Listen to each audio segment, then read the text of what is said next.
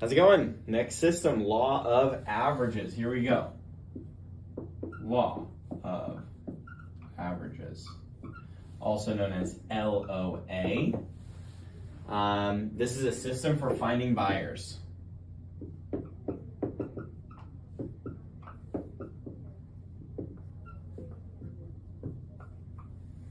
"90% of the people we talk to are going to say no.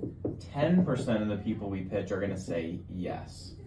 There's 4 theories which demonstrate this. Number 1 is basketball theory.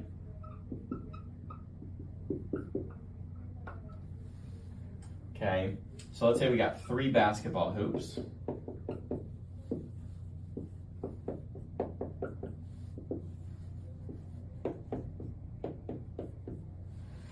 And I give you, your goal is to make 30 shots. If I give you 30 chances to make 30 shots, likelihood is very small, probably not. If I give you 100 chances to make 30 shots, maybe if you have a lot of skill.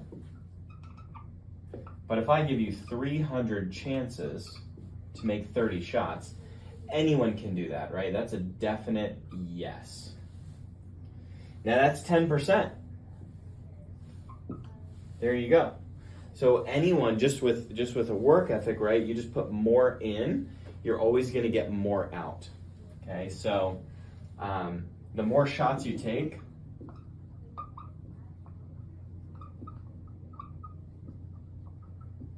the more baskets you make.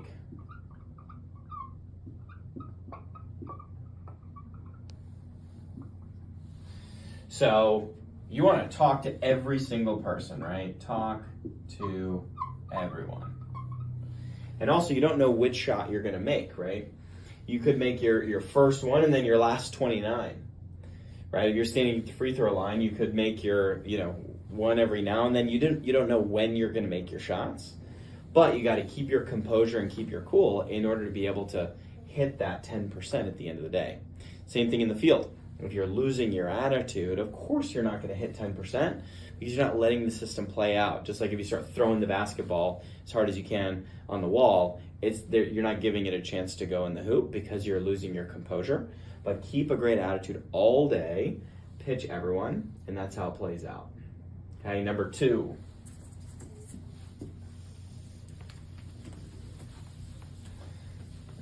Number 2 is gumball theory.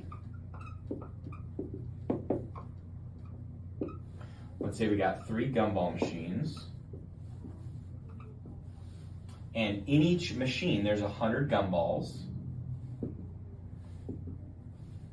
And they're split. There's 50 red and 50 blue in each machine. Now, I give you 10 quarters to deposit, one quarter for 1 gumball, in each machine to try to get all 10 reds. Okay, how would you split those up? You might be thinking, hey, I want to do, maybe like 3 and 4, right? And kind of split my chances. So what we want to do is actually just put them all into one, right? 10 out of 100. Put all your eggs into one basket, and that's getting you that 10%, right? So you just want to go all for one at a time, max out one each time before moving to the next. Think of these as stores, right? We want to stay in one store for a full rotation. So we want to stay in one store for a certain period of time so that we can max out that store. On the back end, logistically, each Sam's Club member comes in about once every 2 weeks to a store like that. So we're going to max that out. We might see the same person a couple times, but if you're looking at all the members in that geographical region who go to that club, is once every 2 weeks. Okay, so that's what we're going to target based on the statistics that Sam's Club has. Okay. Number 3, in the field.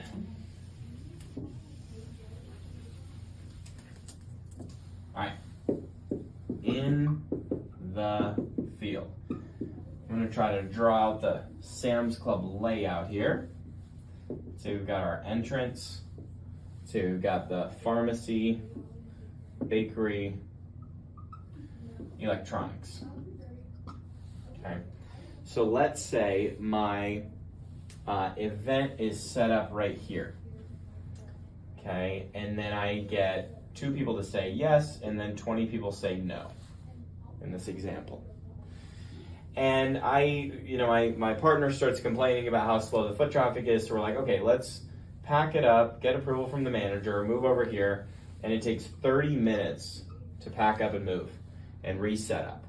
Then we're over here, we get 2 yeses, 40 no's, 3 yeses, and 10 more no's. So we kind of get our yeses, throughout the no game. And then same thing. I'm thinking like, hey, well, it seems like everyone's over at the electronics, so let's pack up, spend another 30 minutes moving, reset up over here, and then over here we got 40 no's and 4 yeses. What's wrong with this picture?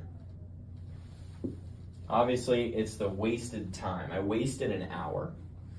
So that 1 hour could have been pitching 20, 30 people, which I missed out on 2 or 3 yeses, right? So this is why we don't move the booth.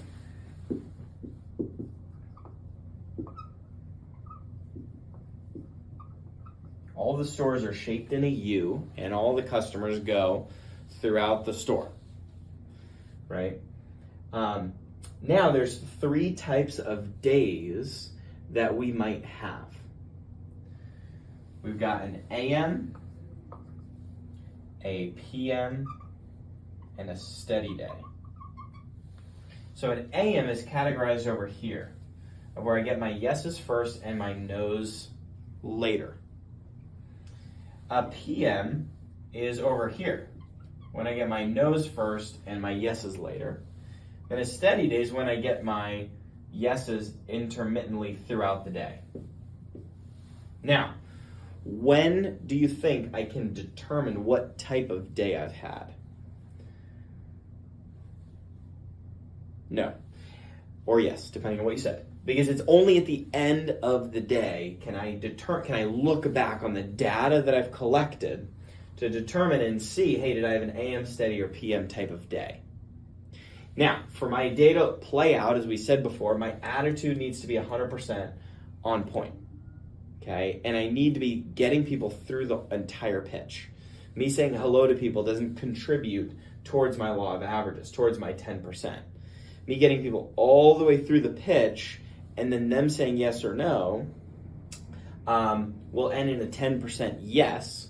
I can only see that at the end of the day. I can look back and say, oh wow, so I got 50 closes. I went through 50 pitches in my day, and I got 4 of those 5 yeses. I got 5 yeses, right? That's 10%. I got 4 of those 5 yeses in the first half of my day. That was an AM day. So on and so forth for a steady day or a PM day. There we go. Cool. Last one is number 4.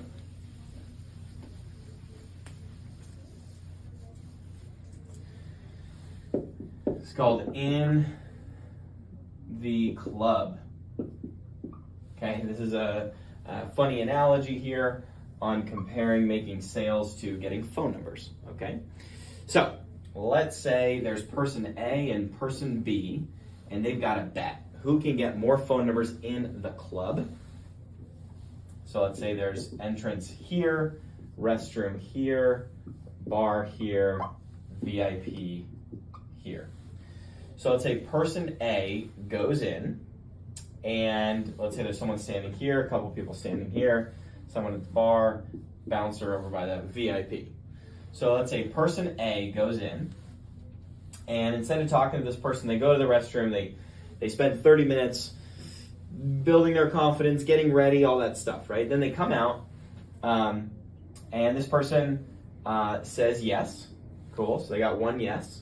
They come over here, and this person says no. So instead of talking to their friend, they just skip their friend because they just assume that they would be a no as well. They come over here, they're like, oh no, that person, I don't even want to talk to them, they're not my type. Come over here to the VIP, and the bouncer is rude to them. So person A loses their attitude and gets frustrated and leaves. They got one phone number. They tell person B, hey, person B, this is a bad club, we should just leave. This isn't good. They just judge the whole store. Person B says, wait a second, we got a bet going on, and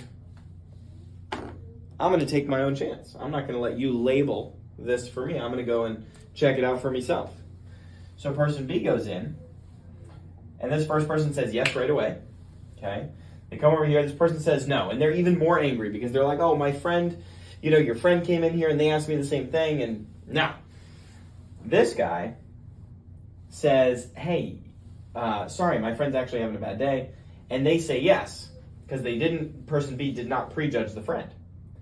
Then they come over here to the bar, and even though the person smells bad, they're like, hey, you know what? We're going to get their phone number anyways. I'm going to ask him.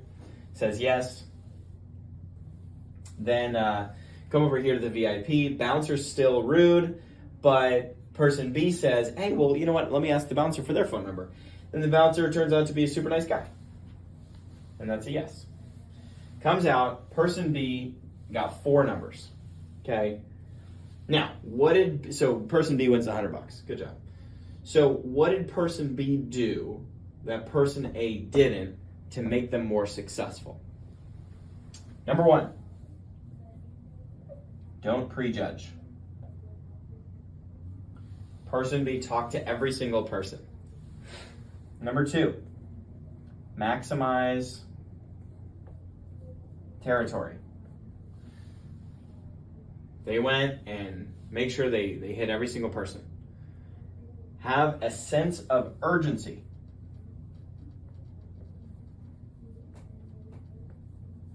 So instead of going wasting time at the bathroom, they had a sense of urgency right off the bat. And lastly, they protected their attitude. They didn't let people get under their skin. They didn't get dramatic. They took the high road. They knew that they kept their goal in mind, didn't get flustered. And they did those things. You do these same things in the field. Don't prejudge who has money and who doesn't. Max out your territory. Talk to every single person. And have a sense of urgency doing it. And your law of averages, your 10%, will always play out. That's the law of averages.